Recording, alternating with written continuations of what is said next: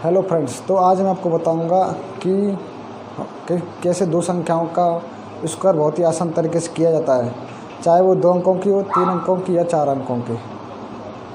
जैसे हमें 96 का स्क्वायर निकालना है, तो हम इसका स्क्वायर निकालने के लिए एक क्रियात्मक आधार मानते हैं जो इसके करीब हो। जैसे 100 मान लिया, 100 क्रियात्मक आधार मान लिया। इन दोनों का डिफरेंस क्या होगा? 4। हमारा जो आंसर आएगा वो 2 स्टेपों में आएगा, पहला और दूसरा। पहला इन दोनों का, और 96 माइनस 4 कितना हो गया? 92। तो पहले में तो आ जाएगा 92, और इन दोनों कितना अंतर है? 4, तो इसका स्क्वायर आ जाएगा। तो जो हमारा आंसर आ गया है 9216, कि 96 का स्क्वायर 9216। इसी प्रकार 9893, इसका स्क्वायर निकालना है। इसके लिए भी हम एक क्रियात्मक आधार मानते हैं। जैसे ये हो गया 10,000, 10,000।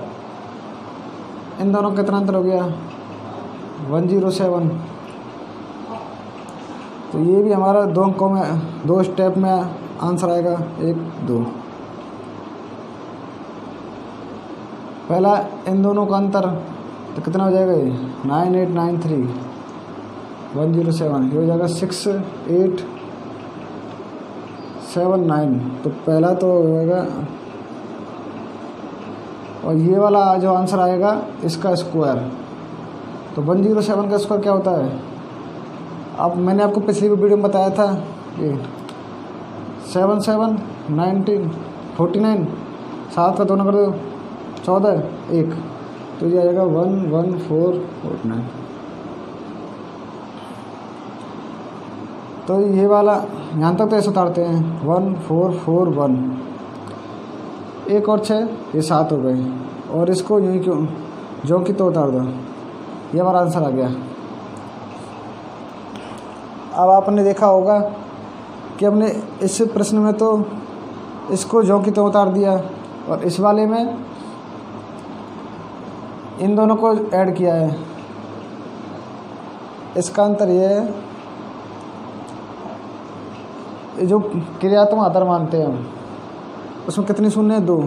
तो इस पीछे वाली संख्या में 2 होने चाहिए, 2 अंक। इस क्रियात्मक आधार कितने अंक हैं? 4। तो इसमें भी 4 अंक होने चाहिए, और जो 1 है इसको। तो पहले हमने ये सीखा कि जब संख्या क्रियात्मक आधार से कम हो तो उसका स्क्वायर कैसे निकालते हैं। अब हम सीखते हैं कि यदि संख्या क्रियात्मक आधार से अधिक है तो इसका स्क्वायर कैसे निकालेंगे। जैसे 109, क्रियात्मक आधार मान लिया 100। इन दोनों का डिफरेंस कितना हो गया? 9। तो हमारा हम जब उसको निकालते तो जो आंसर आता है वो दो पदों में आता है, 1 2। इसमें इन दोनों को ऐड करेंगे तो ये कितना हो जाएगा? 109 + 9, 118, तो ये 1। इसका स्क्वायर जितना डिफरेंस है उनमें 81, तो जब हमारा आंसर आ जाएगा 11881। इस क्रियात्मक आधार में इसमें संख्या 0 2 हैं, तो इसमें भी संख्या 2 होनी चाहिए। अगर कोई तीसरी संख्या होती तो उसमें ऐड कर देते 8 में। जैसे 1015, इसका स्क्वायर निकालना है। तो क्रियात्मक आधार मान लिया 1000, इतना, तो इनका डिफरेंस कितना हो गया? 15।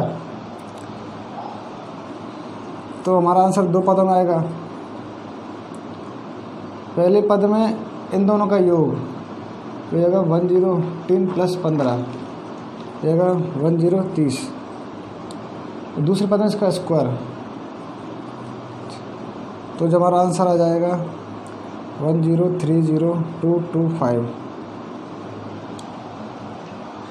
मैंने पिछली वीडियो में बताया है कि अगर ऐसी संख्या हो जैसे 1 के बाद 0 और कोई डिजिट हो तो इनका स्क्वायर कैसे निकालते हैं।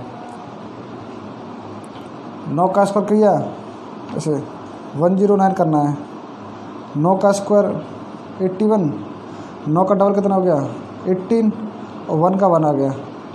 जैसे ये है 1015, इसका स्क्वायर निकालना है।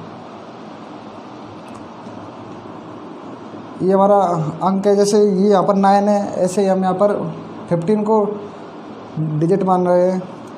15 का स्क्वायर कितना हो गया 225, 15 का डबल 30 और 10 को उतार दो। तो अब हम एक ऐसी संख्या का वर्ग निकालेंगे जो क्रियात्मक आधार के करीब ना हो। जैसे 49 का स्क्वायर निकालना है तो हम एक टेम्पोररी क्रियात्मक आधार मानते हैं 50।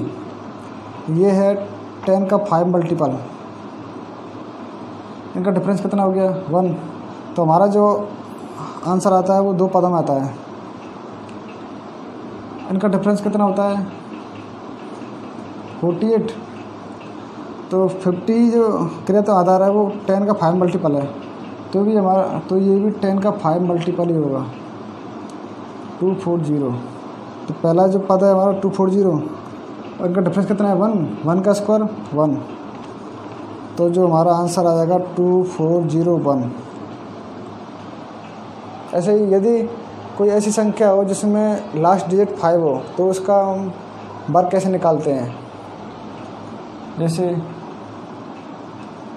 85 का स्क्वायर निकालना है हमें। 5 का स्क्वायर 5, 8 का अगला डिजिट कितना है 9, तो 8 इंटू 9 72। जैसे 105 स्क्वायर निकालना है।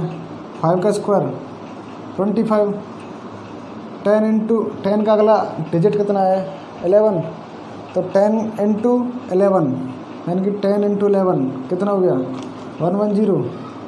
110। ऐसे ही 115 115 का स्क्वायर निकालना है। 5 का स्क्वायर 25, 11 का अगला डिजिट 12, तो 11 इंटू 12 कितना हो गया यानी कि 11 इंटू 12 132 132। मैं आपको एक और मेथड बताऊंगा कि कैसे संख्याओं का वर्ग निकाला जाता है। जैसे कोई संख्या हमारी 64 है, 64 का हमें स्क्वायर निकालना है, तो इसका जो स्क्वायर आएगा वो 3 पदों में आएगा 1 2 3।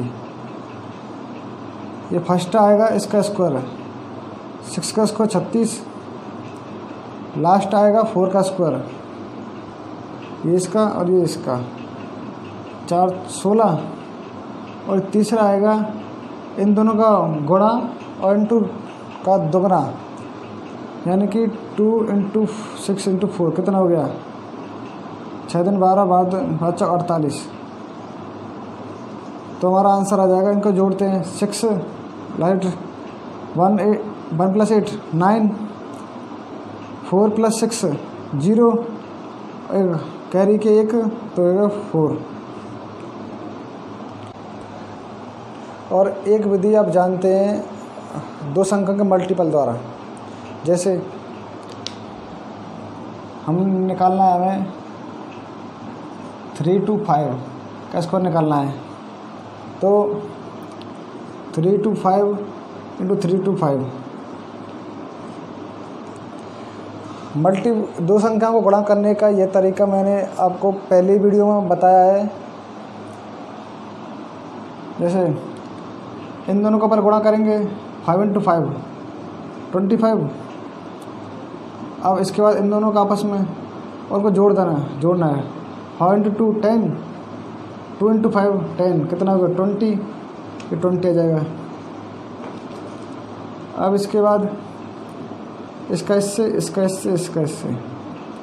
5 इंटू 3 15, 2 इंटू 2 4, 5 इंटू 3 15। अगर 34